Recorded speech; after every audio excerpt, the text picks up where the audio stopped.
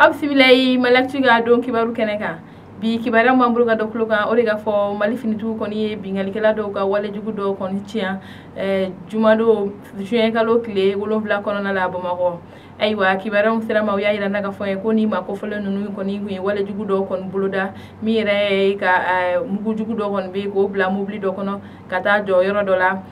bamako kindo kono no e amdale ase ga finitu kon sira ga sega sega linge ni koina wala saga taboni wala ya cha jugu koni ka wa mai da laga fo ni koni koin koni kumbe mobli do re kono ni ka jo yoro dola yoro minani o yere kuye hotel nord sud koroye ni sita na yere mara ka ke yoro wore aywa anga finitu koni bora ga ta fera su ya bele jelenke wala sani mugu jugu koni kana sega chien ka jamana kono wa ira laga fo ya koni mulu laga fo ya koni mugu jugu yere koni kumbe mobli do re kono ka jo nga mi yere koni kabako e ore ga fo ko mugu jugu yere koni kumbe sega chien ke yoro jana sabula ma jugu nun koni mugu jugu ni telephone do re kunya na binyona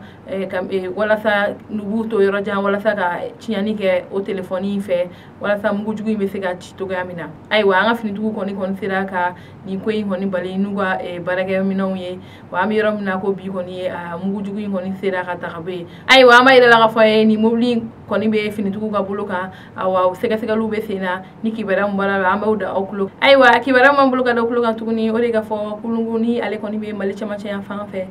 yendugula mo koni be fe kidiga tige wala jugu mun koni tara ka nyafi uluga duguma kamni janvier kalo kono na la samba fla anitan kono to mamunu koni wala cha juguta uluga dugu kono na kuni kirim ga ko ga duma ko sabla na agina jigna ma ira ga fo janvier kalo kono na la ma bisaba ani duru koni bonyo koni ne bonanu na wala jugu do fe ni duwi hono aywa woyni ni ale koni e jiya serega nyani jakulu baye ulumo koni ya ira ga fo ko wala mi tara ka nyasi ni dugula mawma ko sega sega lu se fe ka ira ga fo ko no e maye mamunu ni abe fo uma ko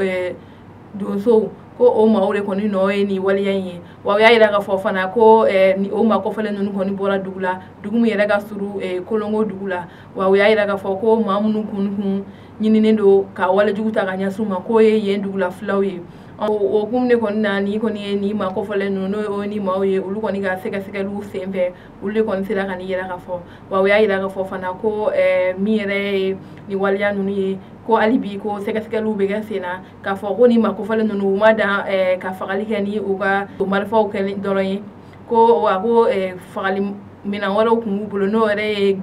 kelege mina wala no o kan ga ke finitu bulo ko o honde so lani ma ko fele nunu alibi be sega sega lu ko ni ka ira ka fo ni ma ko fele nunu ko ni marfa nunu so to ga mina ko goda jamana don ko ni kluga wa ya ira ka fo fana ko mali finitu ga bara ko ni sababula ni waliya nunu na ko ma shegi ko ni be kirislo kono ni olu koni be la koloshi ni bo olu kan ka jateminel ke u ga baro la wa ko ga ira ka fo fana ko manani koni yera koni be no olu koni minerani waliya ni na ulu koni be kasula aywa o temene ga be kibara wala mambulu ga dokulu kan o de ga fo karido juin kalo kile kono ton kono na la manga bado koni kume kulugoro aywa kibara musala ma ya ira ga fo koni manga yera kunte dore mi yera ga fo ko sibiri jan temene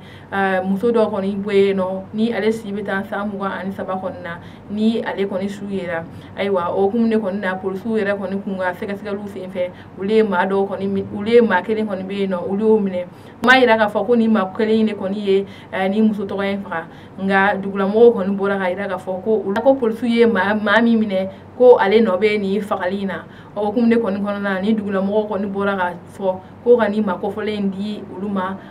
ulu koni gata o ma ko fole fana faka aywa polisu koni ma jeno ye o kumne koni na polisu koni ni dugula mo koni karla nyona fo gata gazi fili koni bo okola nga me yoram na ko bi manga koni sumale ndo ye no aywa kibara kunchela kibara wala mamblo ga dokulu ha o de ga ministère des affaires étrangères no ye ministre musigle be mali ko fe ko kuna ale baragalaw koni kunye barabla do koni kumbuluda nga amba ira ga fo ko o barabla koni nyogrira aywa kibara musama ya ira ga fo ko ni mako fele nunu koni kunye ira ga fo ko ubna barabla do ke dogo gun temene to koni kumeta kile duru barabla la nga amba ira ga fo ko kuma nyogo yan koni solo ni mako fele nunu nyonche mi re minisiriso min sigilen bɛ Mali kɔkanna ko kunna ye hakɛ ɲini jɛkulu ani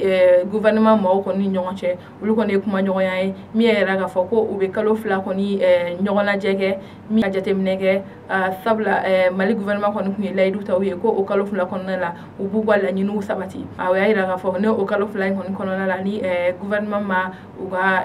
kumakan kɔni la sabati wa olu kɔni bɛ wuli ka waleya wɛrɛ kɛ ayiwa an balimaw nu ne kɔni tun ye kibaruya ka da aw tulo kan ayiwa an b'a yirala k'a fɔ aw ye ni kibaruya ninnu bɛɛ lasela ma ni solution ka dɛmɛ ye aw ni ce aw ka kulomajɔ la